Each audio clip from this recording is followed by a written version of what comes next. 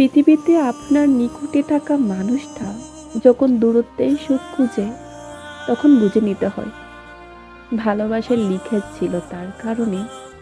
Commitment সম্পর্কে দেখেও সে অন্য কোনো কিছুতে নিজের জন্য সুখ খুঁজে নেয়। ভালোবাসায় লিখেছে মানে মানসিক শান্তির আপনার নিকটে সে খুঁজে পাচ্ছে না, তাই কাছে দেখেও আপনি তার কাছে অজানা। ভালোবাসায় দূরত্ব চলে আসে অনেক কারণে।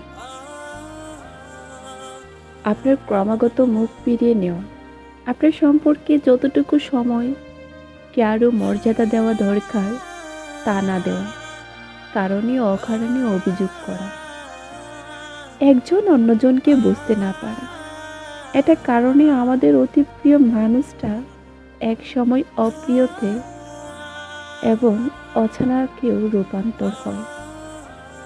প্রতিটা সম্পর্কে গিভ ইন টেক ব্যাপারটা অবশ্যই আছে। কেউ যদি দিনের পর দিন আপনার অপেক্ষায় তার সময়টা ব্যয় করে, অথচ আপনি জেনেও বুঝেও তার সাথে আপনার খেয়াল খুশি মতো ব্যবহার করে থাকেন, তবে সে মানুষটা একদিন নিজের অজান্তেই আপনার সাথে দূরত্ব তৈরি করবে। ভালোবাসায় মুড অনুযায়ী কারোর সাথে ব্যবহার করা উচিত নয়। আমরা কেউ কারো মনের মতো হতে পারি না, কিন্তু চেষ্টা করতে পারি। স্যাক্রিফাইস খুব জরুরি যে কোনো সম্পর্ককে টিকিয়ে রাখতে।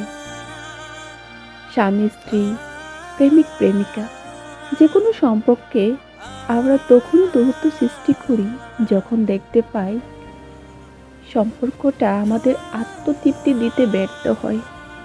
সম্পর্কে সম্মান, যত্ন, সাপোর্ট, মানসিক শান্তি ও সবশেষে ভালোবাসার দরকার হয়।